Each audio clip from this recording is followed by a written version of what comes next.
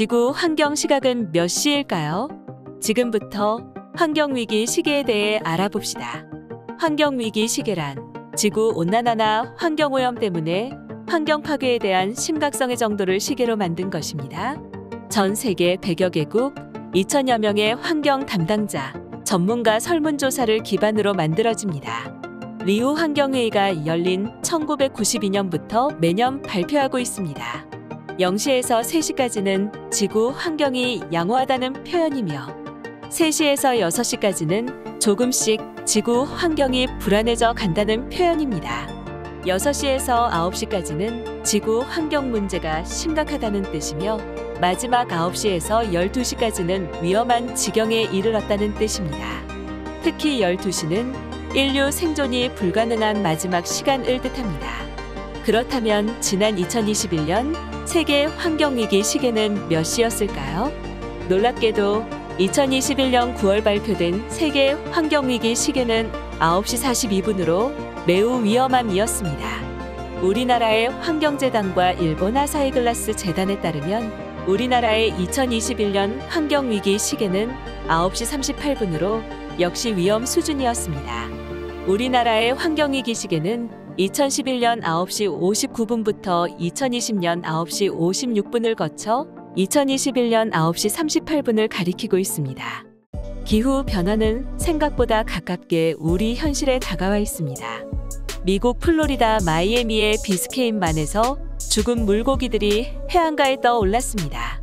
미국 환경보호기관은 그 원인으로 지구 온난화로 인해 바다 평균 수온이 상승하여 물속 산소가 부족해져서 일어난 일이라고 밝혔습니다. 또한 지구 온난화 탓에 습도 건조에서 전 세계에서 산불 발생이 급증했습니다. UN 환경계획이 발표한 2017년 세계 식물 현황 보고서에 따르면 매년 훼손되는 산림의 면적은 약 3억 4천만 헥타르에 달한다고 합니다. 지난해 8월 영국 스코틀랜드에서는 열차 탈선 사고가 있었는데 이 지역에 내린 집중호우로 인한 산사태로 철로 이상이 원인으로 지목되었습니다. 이 역시 기후변화로 전 세계 곳곳에 침수와 산사태가 일어나고 있습니다. 뜨겁고 가문 날씨로 굳어버린 땅에 큰 비가 내리면 갑작스러운 큰 홍수가 나기 쉽다고 합니다. 이뿐만 아닙니다. 지구온난화로 인해 북극의 빙하가 녹아떨어져 나가고 있고 전문가들은 수십 년 안에 이러한 빙하지대가 없어질 수 있다고 경고하고 있습니다. 울산의 고등학생을 대상으로 실시한 기후 위기의 심각성에 대해 알고 있음에도 변하지 않는 이유는 무엇입니까? 라는 질문에는 어떻게 해야 할지 몰라서 라는 대답이 21.3%에 달했습니다. 또 다른 질문인 기후 위기의 심각성에 대해 알고 있음에도 자신이 변하지 않는 이유에는 본인의 편의를 위해서라는 대답의 41.7%, 내가 행동을 바꿔도 변화가 없을 것 같아서의 31.6%였습니다. 이렇듯 우리는 어떻게 해야 할지 몰라서 혹은 편의와 나 하나쯤이야 라는 생각으로 변화를 실천으로 옮기지 않았던 것입니다. 그렇다면 우리는 삶 속에서 어떤 행동의 변화를 취할 수 있을까요? 지구온난화의 가장 큰 원인 중 하나는 온실가스의 발생입니다. 환경부에 따르면 우리나라에서 온실가스는 전기 에너지를 만들 때 전체 발생 비율의 약 46%에 달하는 온실가스를 배출한다고 합니다.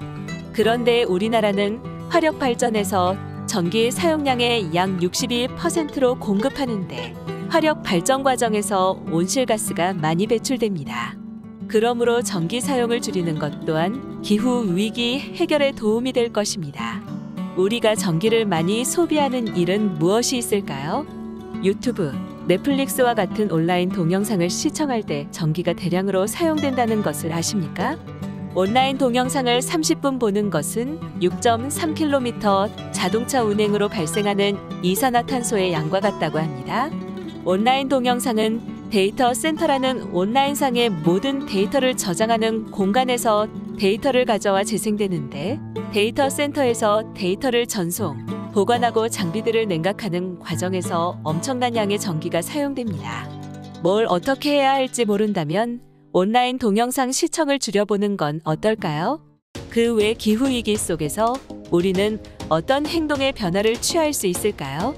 첫째, 대중교통을 이용하는 것입니다. 자동차와 같은 교통수단에서 온실가스가 많이 배출되기 때문에 많은 사람들이 함께 사용하는 대중교통을 이용한다면 조금이나마 온실가스 배출을 줄일 수 있습니다. 둘째, 채식 위주의 식사입니다.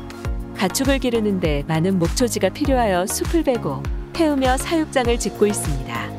또한 소나 돼지가 방귀를 내뿜는데 이 방귀도 양이 매우 방대하여 환경에 큰 영향을 미치고 있습니다. 셋째, 에너지 소비를 줄이는 생활 습관을 가지는 것입니다.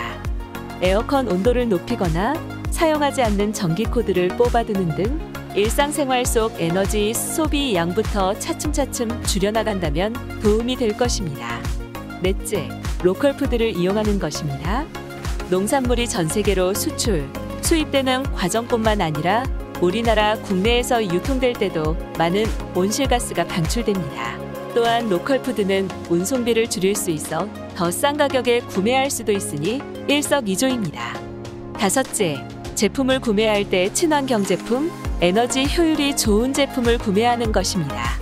제품을 사는 것뿐만 아니라 사용할 때도 환경에 많은 영향을 미치므로 같은 에너지로 더 좋은 효율을 낼 수 있는 제품을 소비합니다.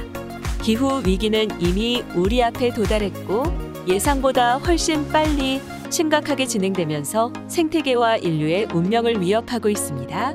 이제 기후 위기를 인지하고 지구 환경을 위해 행동해야 할 때입니다.